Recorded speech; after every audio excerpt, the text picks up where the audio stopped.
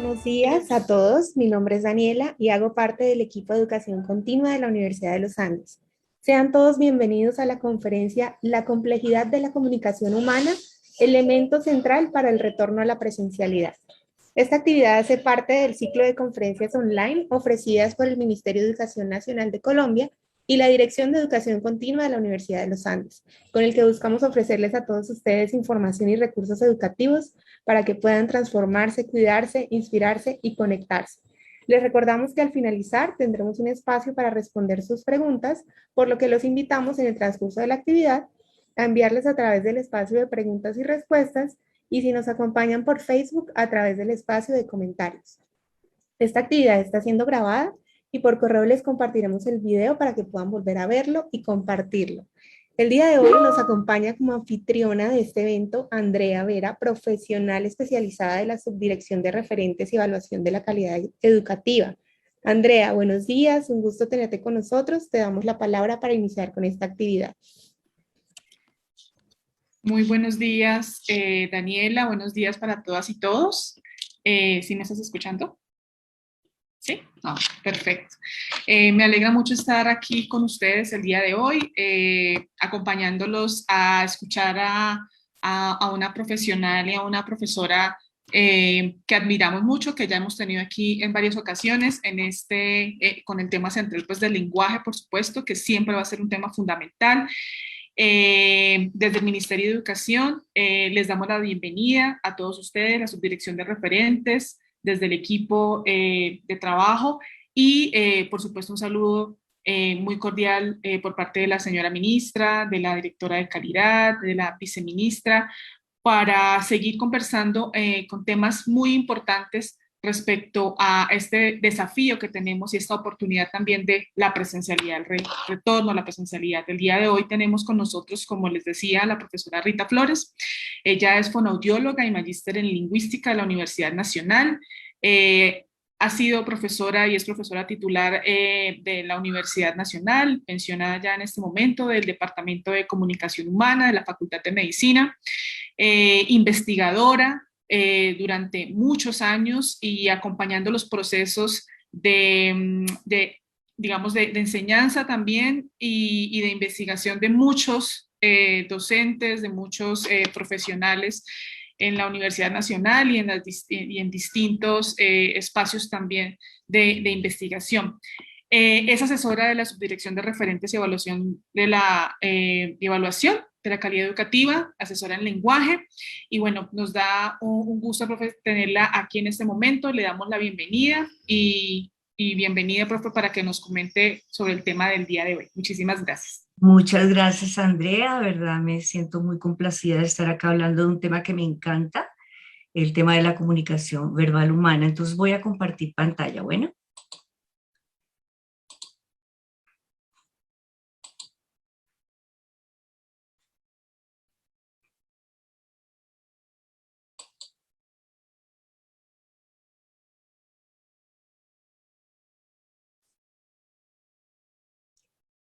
Bueno, como les decíamos, el tema que nos acompaña hoy, sobre el que vamos a conversar, tiene que ver con la comunicación verbal humana.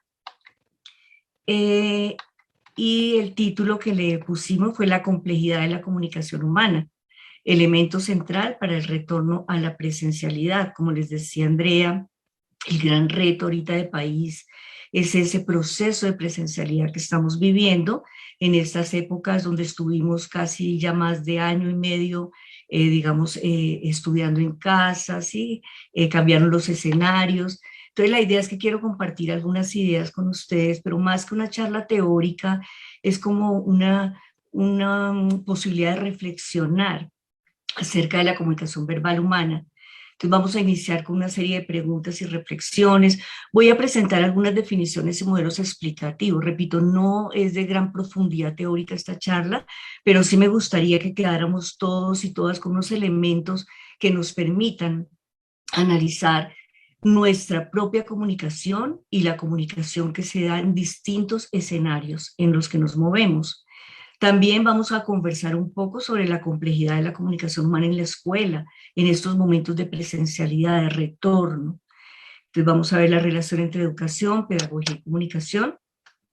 Vamos a hacer un pequeño ejercicio con un marco organizacional para analizar la comunicación verbal humana desde una perspectiva pragmática, y al final algunas reflexiones sobre la trayectoria educativa y sobre un concepto muy importante que es el de la competencia comunicativa. Aquí me voy a detener un poquito en una propuesta que hace Del Hymes, imagínense, en 1972, pero que es muy iluminadora para uno poder entender, comprender todos los aspectos que se deben tener en cuenta cuando analizamos la competencia comunicativa. Entonces, aquí algunas preguntas. O sea, yo sé que todos y todas las personas que nos están escuchando, que nos están viendo, saben qué es la comunicación humana, tienen un conocimiento de la comunicación humana, han experimentado la complejidad que ella tiene. Entonces les pregunto, piensen por un momento, digamos, no solamente en esta situación de pandemia que hemos estado viviendo, en los momentos fuertes de cuarentena, en los momentos ya de volver a salir y compartir, piensen en situaciones comunicativas que les hayan generado malestar, molestia, ¿m? O piensen en situaciones comunicativas en las que se hayan sentido exitosos, ya sea en la familia, ya sea la parte social, ya sea en el aula de clase, en la institución educativa. Piensen en las tensiones a veces que existen comunicativas, piensen en el clima organizacional que tiene que ver mucho con lo comunicativo, no solamente, repito, en la institución educativa, en el aula de clase, en el hogar, en los grupos sociales. O sea, ¿por qué creen ustedes que hay malentendidos a veces entre nosotros y nosotras? Por un momento pensemos, ¿qué elementos creen ustedes que intervienen? ¿Qué ingredientes intervienen en este proceso de comunicación humana que vamos a ver que es tan complejo? Bueno, podría seguir formulando preguntas. Sé que algunos de ustedes pueden haber profundizado ya en este tema de comunicación humana desde diferentes orillas teóricas.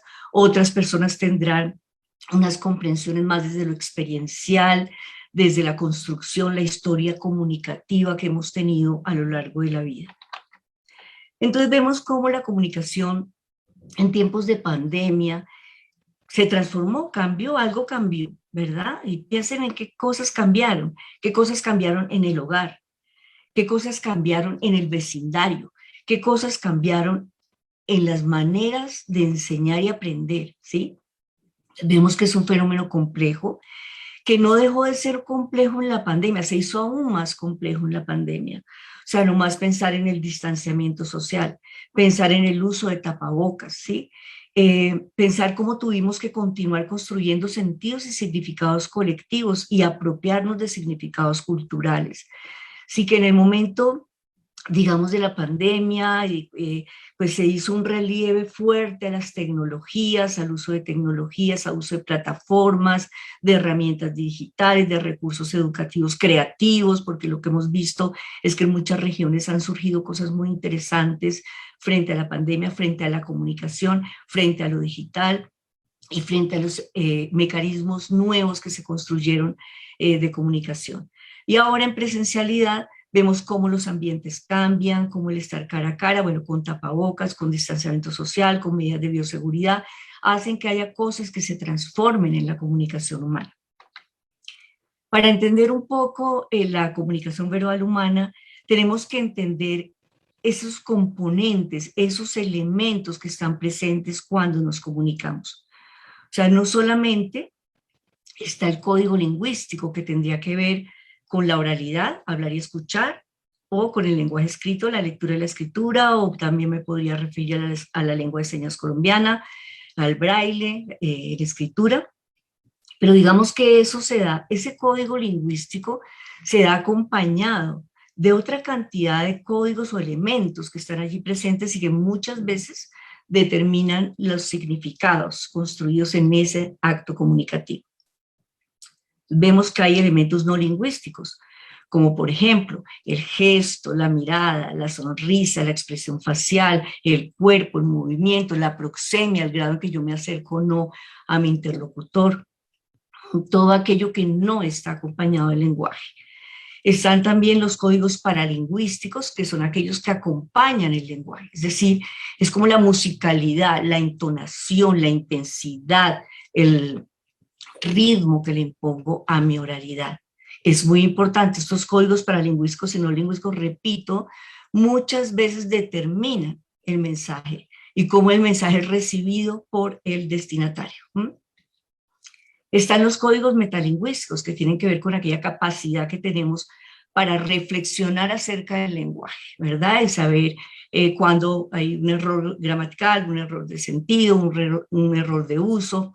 Entonces, esos códigos metalingüísticos son muy importantes. Además, están todos esos elementos extralingüísticos que tienen que ver con la cosmovisión, con mis orillas ideológicas, con lo que yo creo, pienso, con lo que acepto o no acepto, ¿verdad? En muchas dimensiones del ser humano.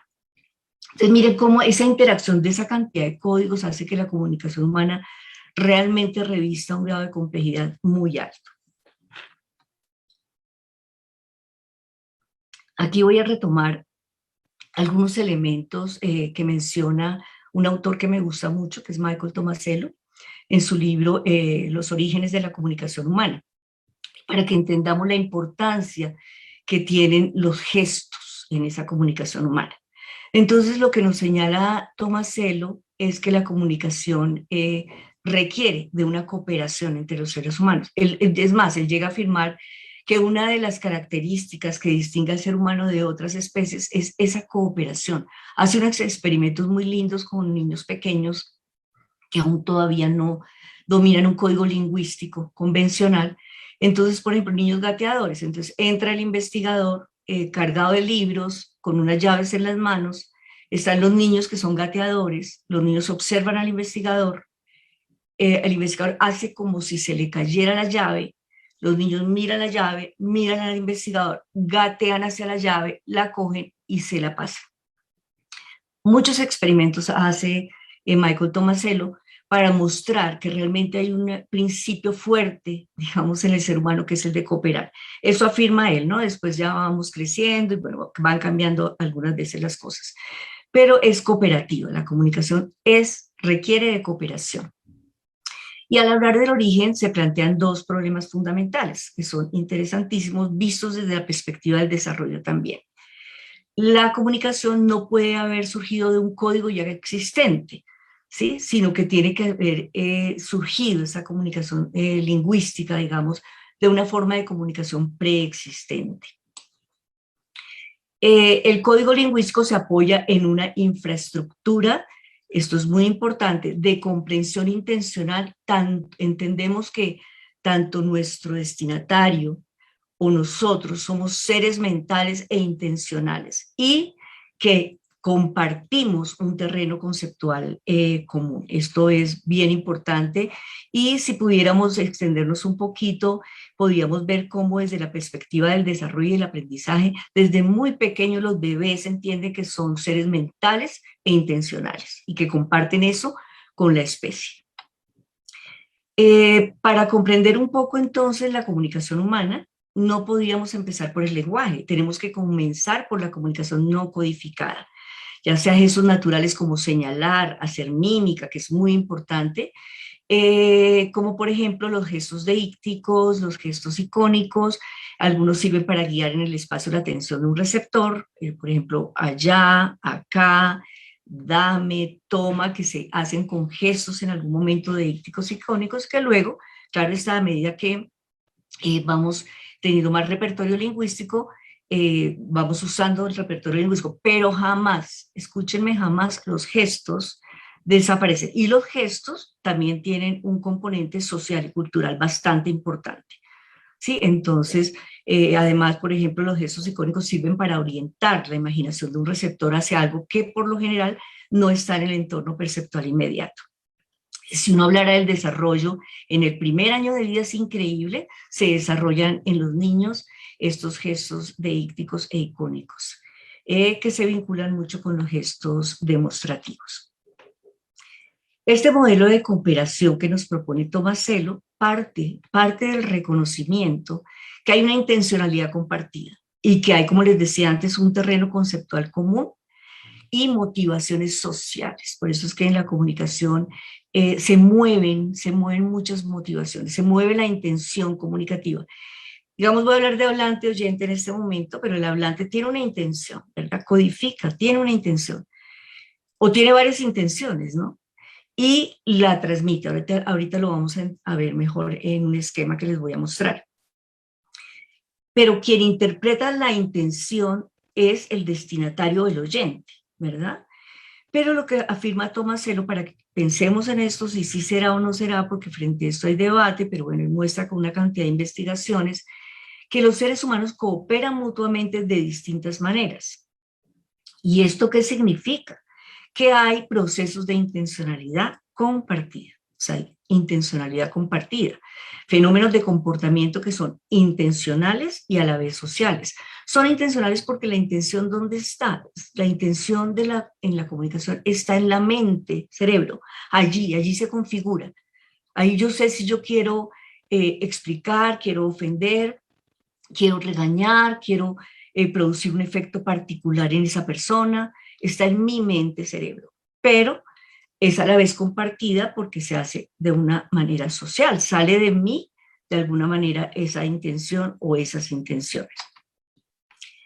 En este esquema vamos a ver lo que postula Tomasello de la comunicación humana. Está allí, digamos, él muestra cómo en un acto comunicativo hay un modelo cooperativo de la comunicación humana. Yo tengo mis objetivos y valores que rigen mi vida. Creo que puedes colaborar conmigo para alcanzar uno o varios de esos objetivos. La comunicación es el mejor procedimiento a mi disposición para conseguir tu colaboración, ayudarte o compartir algo. Entonces, ¿qué pasa? Que llamo la atención sobre esa situación referencial del mundo externo, de manera que puedes inferir mis intenciones mediante la forma como yo las expreso. Y así, digamos, después la persona, el destinatario, suponiendo que ha comprendido mi intención, decide si ha de cooperar tal como yo lo esperaba o no. O sea, si yo realizo o no mi intención, es decisión del destinatario. Luego, a través del razonamiento cooperativo, procuro inferir mi intención social, él procura inferir esa intención social que yo tenía en mi acto comunicativo, que también buscarás por lo general en nuestro terreno conceptual común, nuestro terreno de conocimiento compartido. Intentas, en primer lugar, identificar mi referente, algo que está por lo general en nuestro terreno conceptual común. En este esquema, que después pues, las personas interesadas lo pueden revisar con detalle en el libro que les mencionaba, el autor nos muestra esa complejidad realmente que tiene la comunicación humana.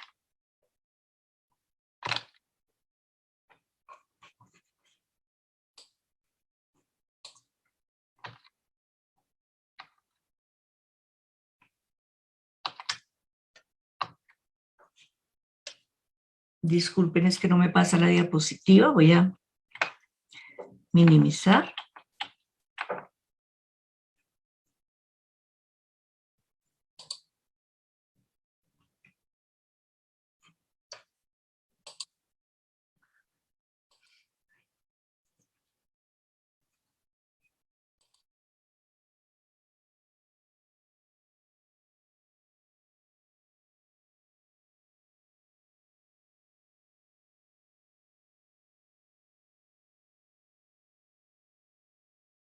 Bueno, entonces las características de este modelo cooperativo de la comunicación humana se resumen aquí en este esquema. Los comunicadores y los receptores humanos generan una intención conjunta en búsqueda de una comunicación eficaz y se adaptan mutuamente según sea su necesidad. Esta comunicación humana está fundamentada en la atención y comprensión conjunta de la situación. Tiene que haber un campo de atención intersubjetiva para que se den procesos de comunicación. O sea, yo puedo estar hablando ahorita, pero si no cuento con la atención de mi destinatario,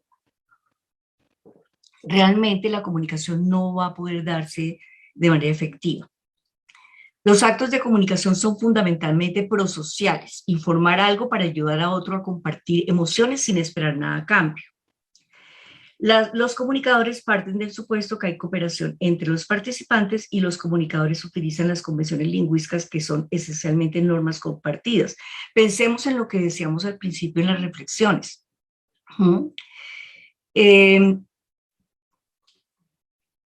Disculpen, ¿están viendo la presentación? Hola, profe, estamos viendo el slide, pero el del inicio, el número 1. Entonces, si Ay, no, ¿qué pasará? vamos al número 9. Pero es que yo estoy ahí, yo estoy ubicada ahí en ese número. Podemos intentar dejar de compartir pantalla y hacerlo nuevamente. Eso.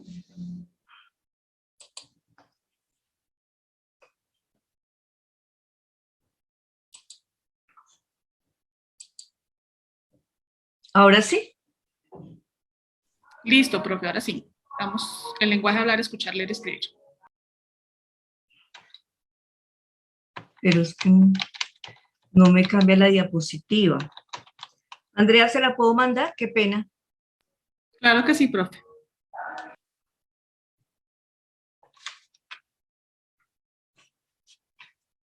¿Qué pasa?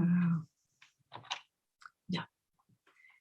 Ya está cambiando, profe. Ya, sí. Bueno, entonces estábamos hablando de las características del modelo cooperativo, ¿no? Entonces les decía, pensemos un momento, porque cuando yo leía a Tomasello por primera vez, yo decía, bueno, pero si eso fuera así, si todos cooperáramos, si todos estuviéramos en esta tónica, seríamos como un poquito como Chomsky decía, ¿no? Hablantes, oyentes, ideales. Pero bueno, luego vamos a ver cómo eso puede no darse siempre así, pero es el modelo que él presenta, ¿listo? Para que entendamos. También el lenguaje en sí mismo encierra una complejidad grandísima, o sea, porque si pensamos en el lenguaje, vemos que el lenguaje también tiene componentes, ¿no? Y cada uno de igual complejidad. Está el contenido, la forma, el uso, el contenido relacionado con la semántica, los significados, los sentidos construidos, el vocabulario, las relaciones entre objetos, las relaciones del mundo. Está la forma que tiene que ver con la gramática, con la sintaxis, la morfología, la fonología. Está la pragmática que tiene que ver con las reglas del lenguaje en uso. Entonces, fíjense que el lenguaje, fuera de estar metido en una cantidad de códigos también igualmente complejos, en sí mismo, el lenguaje encierra una gran complejidad. Bueno, ¿qué pasa en ese tránsito del hogar a la escuela? ¿Sí? Para llegar a tocar el punto de la comunicación en la escuela. En el hogar, digamos, cuando los niños son muy pequeñitos, los significados están muy ligados al contexto, al aquí y el ahora. Y hay una mayor oportunidad para las interacciones comunicativas, o sea, generalmente el niño o la niña, bueno, no siempre, pero bueno, tienen muchas más posibilidades de iniciar el tópico, conversar, participar en conversaciones. Digo que no siempre, ¿no?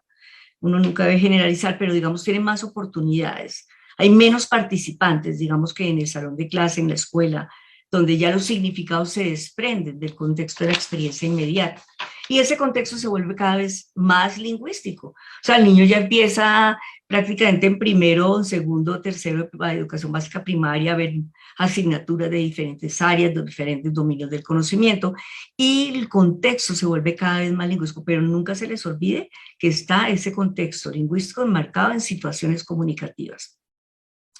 Aprender a significar es depender cada vez menos del contexto del aquí y el ahora para apoyarse cada vez más en el lenguaje. Hay más limitación en la conversación. Pensemos en un aula de clase, ¿no? El aula de clase, como les voy a mostrar ahora, comunica. Todo en el aula de clase comunica: la disposición de las sillas, los objetos que aparecen, los recursos educativos, lo que digo, lo que dejo de decir, los gestos, todo comunica, ¿no? Pero hay un número limitado para esas conversaciones, o sea, porque fíjense que uno ve en el salón de clase los grupos más grandes. Bueno, ahora, digamos, por la bioseguridad y por el aforo, los grupos pueden ser más pequeños, pero igual no hay distanciamiento social, entonces hay número limitado para las conversaciones, o sea, el niño no tiene, todos los niños no tienen la misma posibilidad, oportunidad de participar en esos intercambios, y a veces encontramos una simetría en la iniciación y mantenimiento de esos turnos conversacionales. Pero también ocurre algo con la comunicación en lenguaje, que en la escuela, al igual que fue en el hogar, porque todo, desde que el niño nace, empieza a usar el lenguaje para aprender y aprende el lenguaje. O sea, es una cosa maravillosa. Entonces, el lenguaje y la comunicación oral y escrita en la escuela se siguen construyendo significados, se siguen negociando significados, se logra una participación activa de los estudiantes en las prácticas de la cultura escrita, se aprende a interpretar contenidos de las distintas áreas del conocimiento y el estudiante es participante activo de la producción de la realidad. O sea, fíjense cómo hay un cambio ahora en esa comprensión que se tenía de quiénes son los estudiantes. Y sabemos que es un participante activo ya que también el contexto es construido a través del lenguaje.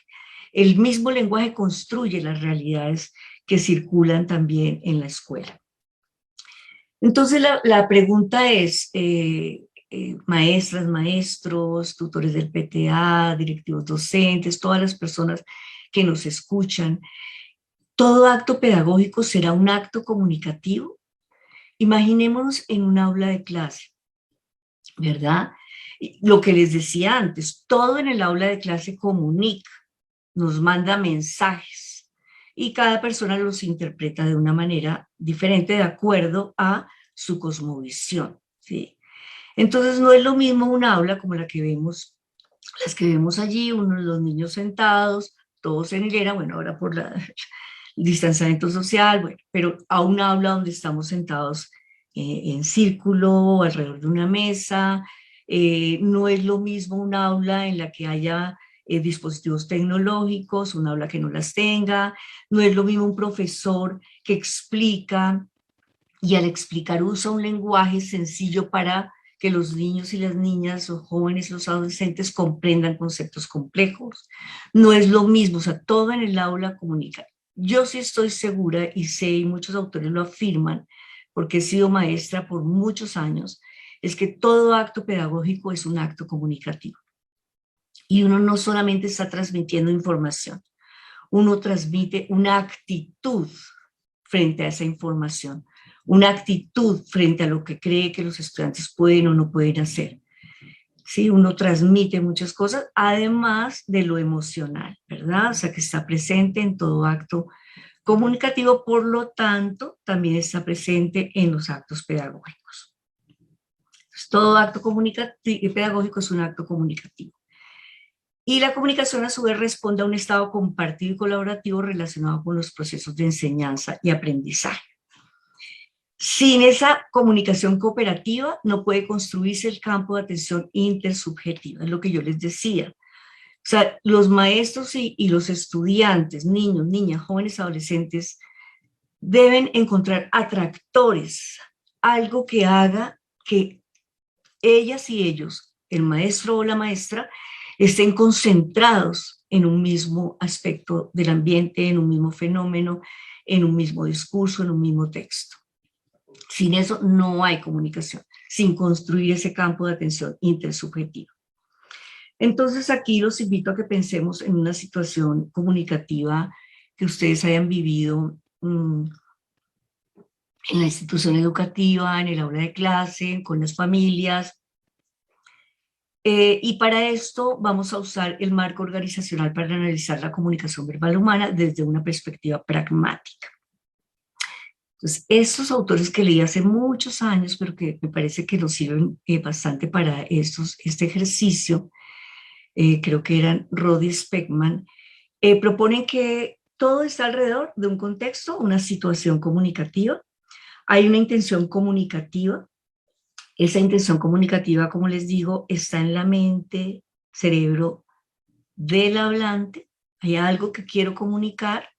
Para eso existen dentro de esa intención comunicativa dos aspectos, rango y forma. Entonces pensemos un momentico en una situación que ustedes comunicativa de aula o pedagógica fuera del aula, con las familias, pero también que haya una intención comunicativa. Lo primero que les quiero decir es que hay un rango de intención. Yo puedo querer informar, quiero explicar, quiero, bueno, molestar, ofender, quiero agradar. Sí, o sea, un rango inmenso de intencionalidad comunicativa. Y yo decido en qué forma voy a expresar esa intención comunicativa. Lo voy a hacer con la oralidad, lo voy a hacer con la escritura. Si lo hago con la oralidad, pues estará acompañado de todo lo que les decía los códigos anteriores, que repito muchas veces, son los que determinan el mensaje. Yo puedo decir gramaticalmente una misma oración o enunciado, pero puedo estar manifestando distintas cosas, dependiendo del tono, dependiendo del gesto que acompaña, dependiendo de mi mirada, o sea, puedo estar manifestando muchas cosas. Pero entonces pensemos en esa situación, los invito y las invito a que lo hagamos, identifiquemos una intención comunicativa o varias, ¿no? Porque la complejidad de la comunicación humana hace que a veces tengamos varias intenciones encontradas, ¿no? De pronto sin querer queriendo, queremos como que esa persona se sienta mal, sí, pero lo hago de tal forma que si ella me dice, usted me hizo sentir mal, yo le digo, no, pero ¿cómo se te ocurre? Yo nunca, no fue mi intención. O sea, pensemos en esa situación, esa intención, el rango. Por otro lado, está la presuposición, que es esa capacidad que tengo de ponerme en la perspectiva del otro, saber qué tan informativo debe ser mi mensaje. O sea, por ejemplo, si yo estuve ayer, me encontré con un estudiante que vive en mi mismo barrio, me lo encontré en una tienda y pasó algo allí. Al día siguiente yo veo a ese estudiante y le digo, uy, terrible, ¿no? Pues yo, la información es mínima porque sé que compartí con ese estudiante, con esa persona, un evento comunicativo que hace que yo no necesite dar mucha información. La información es muy importante. ¿Qué tanta información debo dar? Me coloco en el papel de los otros para leer un poquito su mente y saber qué debo decir, qué no debo decir. Bueno, también pensemos en esta situación que ustedes están imaginando, en las variables del contexto social. ¿Quién es mi interlocutor o destinatario? El canal de comunicación que tenemos compartido, el marco comunicativo que tenemos compartido. O sea, muchas veces cuando los niños son pequeños y por teléfono, por celular, llaman a la mamá, le dicen a la mamá, me golpeé aquí llorando y dicen aquí, la mamá no comparte el canal visual, que a veces nos pasa en las comunicaciones día a día, que no compartimos un canal y pensamos que lo estamos compartiendo, entonces pues hay problemas. Y en esa situación que se están imaginando, pensemos en la organización del discurso. ¿Cómo se organizó el discurso? ¿Quién puso el tema? ¿Quién toma los turnos? ¿Quién da los turnos? ¿Quién inicia el tópico? ¿Quién lo mantiene? ¿Qué hacemos cuando hay una ruptura comunicativa? ¿Qué hacemos? Piénsense ustedes en esa situación que se están imaginando o en otra. Ha habido rupturas comunicativas, un momento que ya como que ya ni uno escucha al otro y que como que no se sabe, que se usan estrategias para reparar esa comunicación. Entonces rápidamente imagínense una escena, la situación y traten de identificar estos elementos mencionados. Pero ahora voy a finalizar con un concepto que es muy importante, que es el de competencia comunicativa en la trayectoria educativa completa. La competencia comunicativa tiene muchas definiciones. Una de ellas es la medida en que cada hablante tiene éxito en su comunicación, lo que se mide a través de la eficacia del mensaje. O sea, qué tanto pude concebir, formular, emitir, modular, monitorear en qué medida este mensaje fue comprendido. Es muy importante cuando estamos en una clase, cuando estamos dando, repito, una explicación, cuando estamos escuchando a los estudiantes, porque la competencia comunicativa implica de saber escuchar muy bien, escuchar atentamente a mi interlocutor. Sí, que tanto soy capaz de hacer esto y sentir que la comunicación pudo realizarse como era esperado y construida por ambas partes. La comunicación que les decía antes no siempre es armónica, ¿no? A la comunicación le es inherente esas rupturas que les decía, esos conflictos, pero qué tanto yo soy capaz de monitorear que mi mensaje, lo que pretendo transmitir, que no solamente es el contenido proposicional, sino la actitud frente a eso que enuncio, en qué grado muestro yo una actitud frente a eso que enuncio, en qué medida soy capaz de monitorearlo, ¿no? Y en caso de que yo vea que algo está ocurriendo, en qué medida soy capaz de recuperar, reparar eso que ya no está funcionando muy bien en esa comunicación. Este concepto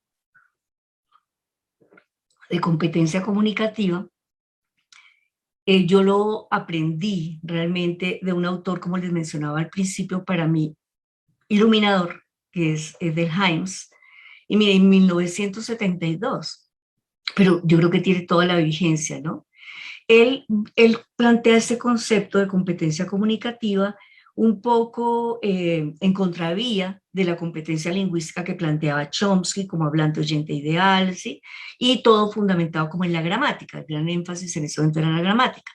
Entonces Delhaims dijo que la competencia no podía ser solamente lingüística, que tenía que ser comunicativa, ¿verdad? Y que incluía entonces todo lo relacionado con las competencias socioculturales, con las competencias pragmáticas. Entonces le agregó ese componente tan importante a la competencia comunicativa. Y él propuso este modelo de speaking, que es bastante enriquecedor, porque la invitación que yo quiero hacerles y hacerme a mí misma, porque cada vez podemos, como voy a terminar esto, ser mejores hablantes, mejores oyentes, mejores lectores, mejores escritores, mejores comunicadores, independientemente del área o dominio de conocimiento en los que somos expertos o que estamos en el proceso de enseñanza-aprendizaje. Todos, porque esto no es un asunto, la comunicación y la competencia comunicativa, tanto de maestros y maestras, de directivos docentes, de todos los actores que intervienen en la educación formal y no formal, nos compete a todos. Esa comunicación, todos tendríamos que volvernos un poco analistas de nuestra propia comunicación. Y yo también me invito a mí misma, y los invito y las invito a que miremos cómo podemos reflexionar acerca de nuestra propia comunicación, tanto oral como escrita. Hablar, escuchar, leer, escribir, acompañado de todo lo que les decía en la oralidad, de todos los códigos o elementos que intervienen allí. Entonces, Delhaims propone un acrónimo que es SPEAKING. Entonces, cada letra hace alusión a algo que tenemos que tener en cuenta en ese evento comunicativo, ¿no? Entonces él dice que la situación, si estamos en ámbitos familiares, escolares, laborales, institucionales, ¿cómo es la situación? ¿Quiénes son los participantes? Eso es muy importante. ¿Qué rol tienen esos participantes en este evento comunicativo? ¿Hay participantes que tienen más poder que otros? ¿Cómo se exhibe ese poder? ¿Cómo se muestra ese poder? ¿O estamos todos en la misma línea? ¿Sí? Esto es muy importante. Las finalidades, que es la fuerza ilocutiva, ¿sí? Informar, persuadir, lo que les comentaba antes. La secuencia de los actos, ¿sí? Entonces son actos verbales, no verbales, el contenido, los temas, digamos, que se está manejando allí, las claves o tonos del estilo verbal, si estamos emocionados, si estamos bravos, si quiero, a través de lo que digo, como generar distancia con mi interlocutor, quiero hacerme sentir como una persona de más poder. Están los instrumentos, ¿sí? Que uso, o sea, los canales de comunicación que les decía antes, la variedad elegida para ellos, si es escrita, oral, radio, televisión, bueno, otros medios. Están las normas sociales, las normas de interacción, que ustedes saben que las normas sociales existen, ya sea de manera implícita o explícita, pero están esas normas, digamos, que están allí en el evento comunicativo. Y está el género en que se desarrolla ese evento de habla, la organización discursiva y textual, si estamos haciendo, por ejemplo, una carta comercial o una carta para solicitar que se nos devuelva algo porque salió dañado, o una carta formal, un discurso formal, un poema, un diálogo entre amigos. Él nos propone esta secuencia, estos aspectos, digamos, para comprender esa competencia comunicativa dentro de este modelo. Hay muchos modelos y estoy segura que ustedes ya conocen algunos, han usado, pero la invitación que hago, repito, independientemente si somos profesores o profesoras de matemática, de lengua castellana y literatura, de ciencias, es que todos pensemos que tenemos que reflexionar sobre nuestra propia comunicación para así poder también cooperar, como decía Tomasello, con los estudiantes y las estudiantes para que ellos también se analicen como comunicadores y tengan algunos patrones, digamos, que a veces hasta los modelos de comunicación que nos permitan comprender una realidad, se pueden construir conjuntamente con los y las estudiantes, con las familias, que es tan importante, y con quienes se logró, digamos, tener estos vínculos mucho más cercanos en estas épocas de pandemia. Sí, porque todos, como les decía, podemos cada vez mejorar, cada vez ser mejores comunicadores, cada vez tener más competencia comunicativa. Entonces, podemos ser mejores escuchas, mejores oyentes, que eso sí que es importante, independientemente de la edad que tengamos, y en este caso la edad que tengan los y las estudiantes, escucharlos es muy importante. En cualquier debate, en cualquier discusión académica, no académica, la escucha juega un papel fundamental. El saber escuchar es un arte, y yo no sé si a ustedes les pasa, pero uno siente que a veces cada vez nos escuchamos menos. Entonces, a veces en ciertos espacios de reuniones, como se están haciendo ahora virtuales, todo el mundo con la cámara apagada. O sea, aunque uno tiene la posibilidad de ver el gesto, la expresión del otro, muchas veces uno puede pensar, bueno, esa persona de pronto está haciendo otra cosa, o sí, pero la escucha en el aula, la escucha en presencialidad, la escucha es supremamente importante, y repito, no importa la edad, porque se piensa que es con los niños pequeños, no. La escucha es muy importante a lo largo de la vida. Podemos ser mejores lectores, cada vez podemos ser mejores lectores, podemos interpretar diferentes tipos de texto, podemos hacer intertextualidad, eso también implica competencia comunicativa. Podemos ser mejores hablantes, claro, cada vez podemos mejorar nuestra oralidad, y ustedes saben que las oralidades tienen una gama, ¿no? Una gama que va desde oralidades muy espontáneas y atraviesa matices hasta oralidades académicas más formalizadas. Podemos ser mejores hablantes. Y por supuesto, todos y todas podemos ser mejores escritores y escritoras. Tenemos que buscar maneras para reflexionar cómo soy como hablante, cómo soy como oyente, cómo soy como escritor, cómo soy como lector y cómo soy como comunicador. Repito, independientemente del área en la que me desempeñe.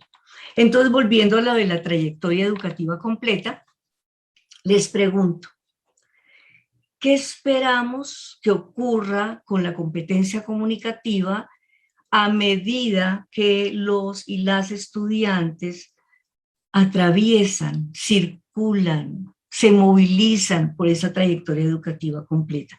¿Qué esperamos? ¿Qué esperamos de hablar, escuchar, leer, escribir y de comunicar? ¿Qué esperaríamos? ¿Qué pasaría en educación inicial? ¿Qué pasaría en educación básica primaria? ¿Qué pasaría en educación básica secundaria, media, en educación terciaria? O sea, ¿qué pasaría? ¿Cómo sería ese tránsito? ¿Qué cambiaría? ¿Qué se transformaría en esta comunicación humana? Bueno, aquí simplemente para terminar son testimonios que tomé de un documento del CEPAL de este año, para ver cómo es importante escuchar y leernos, ¿no? ¿Qué dicen los maestros? ¿Qué dicen los estudiantes? Dice un maestro, nos dimos cuenta de algo muy importante. No sé si todo mundo, pero muchos nos dimos cuenta que a los planes de estudio les sobraban contenidos y les faltaba vida. Y me parece que con la pandemia esto queda más claro que antes. ¿Qué otras posibilidades hemos visto en estos meses, en este periodo? Unas que para mí podrían significar un punto de aparte en la historia del sistema educativo nacional, que la familia y la escuela tienen que trabajar juntas, que son dos instituciones que no pueden estar de espaldas una con la otra. Las familias, especialmente las mujeres, fueron un aliado especialmente con los niños más pequeños, dice un maestro. Fíjense, tiene que ver con la comunicación, tiene que ver con la cooperación. Entonces, volviendo a nuestro tema, todo acto pedagógico es un acto comunicativo. Es un acto discursivo, es un acto donde yo converso con otros, llego a consensos, no acuerdos totales, porque la comunicación no quiere decir que todos estemos de acuerdo, no, es respetar la diferencia, respetar la diversidad, pero que haya puentes de comunicación. Y dice un estudiante, mis sugerencias son que nos dejen juntarnos con más gente de diferentes grados siempre y cuando se pueda mantener la distancia, para así poder socializar con más gente y eso hace que te enriquezcas personalmente. Eso dice un estudiante. ¿Tiene que ver con qué? Con la comunicación, con la riqueza del intercambio, la riqueza de diversidades, de intercambios que tenemos a diario. Entonces, la idea sería que todos, ¿verdad?, escucháramos, leyéramos, pensáramos y, repito, que podamos cada vez más ser más conscientes, más reflexivos sobre nuestros propios procesos de comunicación y sobre nuestra competencia comunicativa. Muchas gracias. Muchísimas gracias a usted, profesora Rita, por estas ideas muy importantes, por retomarlas, pero digamos, desde la literatura científica, ¿cierto? Desde ese marco teórico que tenemos en la medida en que estudiamos las ciencias del lenguaje con autores, pues, que nosotros reconocemos, pero además por traérnoslo a este contexto, a los desafíos que tenemos, o sea, y por permitirnos reflexionar en contexto. Yo creo que esa es una de lo que hacemos para generar aprendizajes, ¿no? Poner todo en contexto. Y le agradezco mucho, profe. Entonces, estaba pensando, teniendo en cuenta esto que usted propone, que retoma para reflexionar acerca de la comunicación humana en el modelo de speaking de Hines, y una pregunta que usted hace al principio, pero ahora la anuncia como una afirmación. Todo acto pedagógico es un acto comunicativo. Y pensándonos en el retorno a la presencialidad, nosotros desde el Ministerio de Educación hablamos de unas recomendaciones, de unas orientaciones para poder potencializar la experiencia educativa en este momento y fortalecer esos procesos de enseñanza, aprendizaje y acompañamiento a nivel organizacional, de organización escolar, a nivel de armonización y de acogida y a nivel curricular. Y una de esas recomendaciones, escuchándola, estaba recordando, una de esas recomendaciones es pensarnos en los espacios que tenemos en la escuela. La escuela nunca se cerró, la escuela siempre estuvo abierta. Lo que pasa es que cambiaron los escenarios, cambiaron las mediaciones, las formas de interacción. Y en esta oportunidad que tenemos de reencontrarnos en la presencialidad, una recomendación es promover, potencializar esos espacios que tenemos en la escuela para que podamos generar experiencias de aprendizaje y ambientes de aprendizaje. Y ahí es muy importante entonces el acto pedagógico. Nada más pensar en organizar los pupitres de una forma, de generar ciertas situaciones de comunicación en la escuela, en las aulas múltiples, en las canchas, o sea, en la escuela. Pensémonos en el espacio que tenemos ahora en la presencialidad. ¿Cuál cree, profe, digamos que podría ser, o cuál es su recomendación además, ¿sí? Si tenemos esa recomendación de pronto de pensarnos la organización escolar de una manera para promover ambientes de aprendizaje, ¿qué recomendaciones le podemos dar a los profesores en su rol de liderazgo y de promover esas experiencias para que esos ambientes de aprendizaje se potencien y obviamente las habilidades comunicativas también se fortalezcan entre los estudiantes en este momento del retorno a la presencialidad, profe? Ay, sí, Andrea, qué interesante. Sí, yo creo que más también, o sea, no solamente recomendaciones a los maestros y maestras, a la entidad educativa, a la institución educativa. O sea, se habla siempre de clima organizacional, ¿verdad? Como es el clima de la organización. Yo hablaría de clima comunicativo. O sea, es que todo es para los niños, las niñas, jóvenes, adolescentes, todo es un modelo. Y ellos se dan cuenta de todo. Entonces, ¿cómo es ese clima comunicativo en esa organización? ¿Sí? ¿Cómo son los canales de comunicación? ¿Cómo fluyen esas comunicaciones? Que ahora hemos escuchado experiencias maravillosas de maestros y maestras que en medio de esto se han unido, han cooperado, por eso me encanta ese concepto. Fíjense cómo ante esta situación los maestros se unen a cooperar. ¿Cómo? Haciendo guías integradas, haciendo flexibilización curricular, haciendo armonización curricular. Bueno, se unen, ¿sí? Cooperan entre sí buscando una meta común. Somos seres intencionales, mentales, que perseguimos metas. Y si nos unimos y cooperamos y seguimos, o sea, Yo a veces pienso que hay cosas que se dieron durante la pandemia que no hay que dejar perder, y ese es el trabajo cooperativo, ¿verdad? Cosas maravillosas que hemos escuchado en escuelas rurales, que dice uno, pero por Dios, se unen de una manera, cooperan, aportan cada uno desde su área, trabajan de manera flexible, integrada. Entonces, eso creo que es. Y el clima organizacional. Yo, es más, yo hablaría de la salud comunicativa también. Y no solamente salud comunicativa de las personas, profesores, profesoras, padres de familia, porque uno tiene múltiples roles en la vida. ¿Cómo es mi comunicación? Yo creo que si yo lograra, porque hay personas, por ejemplo, no creo que ustedes, las personas que están acá, no sé cómo sean, que siempre que alguien dice algo lo toman como si estuvieran atacándolo o atacándola. Y entonces viven en esa situación de insalubridad comunicativa, o sea, como que sienten angustia y todo. Yo diría, clima comunicativo en la organización, canales de comunicación en la organización, cooperación entre los maestros y las maestras, ¿sí? Y una cosa muy importante es esos campos de atención intersubjetiva que llamamos, o sea, cómo creamos maestros y estudiantes atractores. Los atractores se ven preciosos en los bebés, porque los bebés traen unos sesgos atencionales. Entonces el bebé, para el bebé la voz de la mamá es un atractor. ¡Fum! El bebé puede estar y ¡fum! La voz, el rostro, ¿sí? ¿Cómo creamos esos escenarios, esos ambientes de aprendizaje donde haya unos atractores tanto para los niños, las niñas, jóvenes, adolescentes, como para los maestros y maestras? Que los maestros y maestras también disfruten de ese acto pedagógico, que se emocionen con él, que lo disfruten construyendo conocimiento, compartiendo cosas con los niños y niñas y permitirles a ellos y a ellas también que lo hagan. Eso creo que serían algunas recomendaciones. Gracias, profe. Muy importantes. Nos están dando las gracias a Amparo Triviño, que está con nosotros. Muchísimas gracias y los invitamos también si tienen algún comentario o alguna pregunta. Son muy bienvenidos a quienes nos están escuchando. Profe, entonces a mí se me ocurre otra pregunta pues, que he escuchado de docentes, pues, fundamentalmente de pronto de lenguaje, pero también de todos los docentes en general. Y es una preocupación en este momento, teniendo en cuenta, digamos, todos estos 18 meses, casi ya más de un año y medio, en que hemos estado en distintas adaptaciones al servicio educativo y por lo tanto, digamos que los procesos han sido diferentes. Y la preocupación entonces es los niños y las niñas en este momento de, no sé, de primero, segundo, no están, digamos, logrando unas competencias que se espera que logren en este momento. Entonces, por ejemplo, no leen, ¿sí? No escriben como se espera que nosotros, digamos, como docentes, esperamos que lo puedan hacer.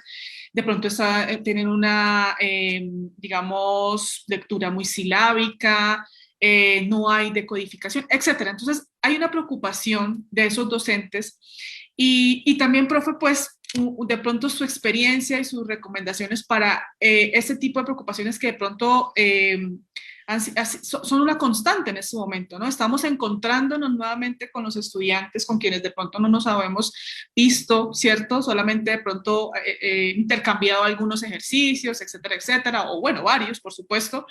Pero, ¿qué les podría decir, profe, teniendo en cuenta de esto que estamos hablando, de los procesos de aprendizaje, específicamente las habilidades comunicativas y de la competencia comunicativa a lo largo de la trayectoria educativa y esas preocupaciones que están allí, ¿sí? En este momento. ¿Qué les podríamos decir, profe?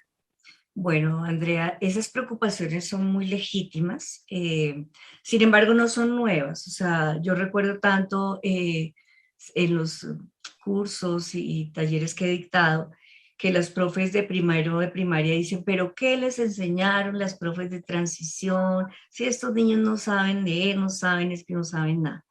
Pasan de educación básica, primaria, secundaria y dicen los profes, pero ¿qué les enseñaron los profes de primaria que no saben? Llegan a la universidad y decimos los profesores, pero ¿qué les enseñaron? Yo creo que los estudiantes saben mucho, o sea, sobre la lengua escrita. Ahí es que mirar qué saben ellos, porque estamos en una cultura letrada. En mayor o menor grado han estado expuestos a prácticas de lectura y escritura, han estado expuestos a un mundo letrado, Hay una autora que habla del paisaje letrado, ¿no? Cuando yo salgo al pueblo, salgo a la ciudad, veo muchas cosas escritas, ¿sí? Entonces yo creo que lo más importante es reconocer qué saben, qué piensan, qué sienten, qué actitud tienen frente a la lectura y la escritura, porque las prácticas pedagógicas deben ser contextualizadas, situadas y evolutivamente apropiadas, ¿sí? Entonces, si el maestro y la maestra identifican lo que saben, a mí no me gusta usar mucho esa palabra, pero es muy usada el diagnóstico, ¿no? O sea, si caracterizan el conocimiento de sus estudiantes, si hablan con ellos y les preguntan qué cosas leen en tu casa o qué cosas puedes leer cuando sales de la casa a la escuela. El paisaje letrado que ellos tienen, ¿no? Y se parte de cosas significativas, pues ellos van a tener, digamos, mejores oportunidades. Pero yo sí les digo que para mí, y desde lo que sé, la comprensión que tengo, que todavía me falta camino por recorrer, es que hay cosas que si el ser humano no aprende a determinadas edades, después le queda muy difícil. O sea, el cerebro de un niño menor de 8 años es un cerebro que es plástico, un cerebro que aprende, que absorbe, por eso hacen aprendizajes tan complejos en esta etapa como aprender la gramática de una lengua. Ya un niño a los 5 años, 4 o 5 años está dominando la gramática, luego la complejiza, ¿sí?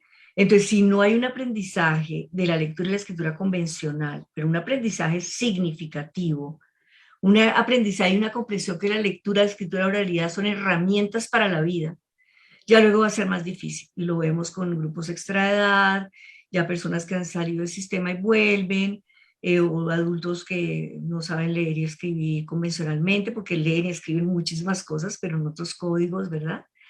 Entonces, yo sí creo que tenemos que identificar en qué punto van y armar ambientes de aprendizaje, secuencias didácticas, pedagogía por proyectos, aprendizaje basado en retos, problemas, para que los niños y las niñas superen esto. Porque Ok. si llegan de de segundo de primaria a tercero de primaria, sin lectura y escritura convencional, hay una brecha. Y no una brecha no sea solamente entre lo privado y lo oficial, sino entre lo mismo oficial. O sea, se va haciendo una brecha y lo que se ha mostrado, lamentablemente, es que esta brecha, en vez de disminuir, ¿qué hace? Se Sagra. va aumentando. Y como yo les decía antes, ya en el colegio, en la escuela, el lenguaje se vuelve una herramienta muy importante, tanto oral como escrito, no tanto de conversación, sino que ya los niños los textos que escuchan y leen ya están más descontextualizados, son más abstractos. Entonces yo sí creo que hay que hacer cosas y hacerlas oportunamente. Intencionar todo esto, después de caracterizar los aprendizajes, que me parece además una manera de denominarlo muy aterrizado, digamos, preciso, profe, caracterizar ese conocimiento, esos aprendizajes para poder intencionar las acciones ahora pedagógicas y poder fortalecer eso, que sabemos que de pronto está allí, digamos, todavía no fortalecido, ¿no? Profe, y no sé si coincidimos con la autora de los paisajes letrados, que yo tengo en mi mente, se me vino a mi cabeza Luisa Martín Rojo. Ella habla de paisaje lingüístico y bueno, y paisajes letrados de pronto calman también, pero sí, estoy de acuerdo, profe, totalmente con esto y muy importantes esas recomendaciones que yo sé que para los profes van a ser fundamentales. Bueno, y tenemos una pregunta, profe, de Alexandra Moreno. Perdón, antes de la otra pregunta, muy importante Señora. el trabajo con cada niño y niña, escucharlos, preguntarles. El trabajo en grupos pequeños es súper importante. Sí, o Perfecto. sea, hay que hacer algo y hacerlo, ¿verdad? Oportunamente. Listo, profe. Todo esto, yo sé que los profes que nos están escuchando y que nos escucharán después van a tomar atenta nota porque son recomendaciones muy importantes. Entonces, profe, para ya vamos a leer la pregunta que nos hace Alexandra Moreno. Para ir cerrando ya este espacio, dice, ¿cómo se puede fortalecer el acto comunicativo con estudiantes con quienes se está trabajando con guías de aprendizaje y que son entregadas cada 8 o 15 días? Entendiendo esto también, profe, en este contexto híbrido, ¿no? En el que estamos, un poco el retorno a la presencialidad, estamos hablando de una presencialidad que en ocasiones tenemos pues un aforo al 100%, por múltiples razones, pero en otras puede ser que tengamos una presencialidad parcial y que tengamos esta hibridez, ¿no? Esta alternancia un poco de que algunos estudiantes están con nosotros, pero otros mantenemos el trabajo de pronto remoto.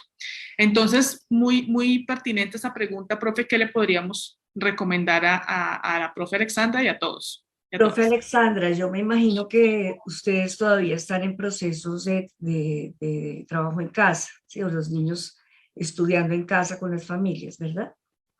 Y que hay poca conectividad, me imagino, ¿sí? O sea que el mecanismo son las guías. Pero las guías, o sea, yo he visto unas guías que son todas ellas comunicativas. O sea, una experiencia que me sorprendió porque hicieron gestión los maestros de una vereda, una escuela rural apartada, para que las guías, alguien las financiara y salieran a color, ilustradas, ¿sí? Eso comunica, eso es cálido, eso es emoción, ¿sí? Hicieron unos esfuerzos por unirse los profesores y la líder de eso era una profesora de español, ¿sí?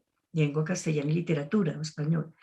Y ella logró unir a sus compañeros para que a través de ese vehículo de lenguaje, ¿sí? En este caso ilustrado, con imágenes para los más pequeñitos, con juegos, con cosas lúdicas, los niños y las niñas también pudieran aprender y sentirse de alguna manera escuchados, porque cuando ellos devuelven su guía, son leídos o escuchados. Y en algunas otras partes veíamos cosas maravillosas que dice uno, pero les hago la venia, profes, les hago la venia de irse a cada casa y tener una conversación con las familias y los niños.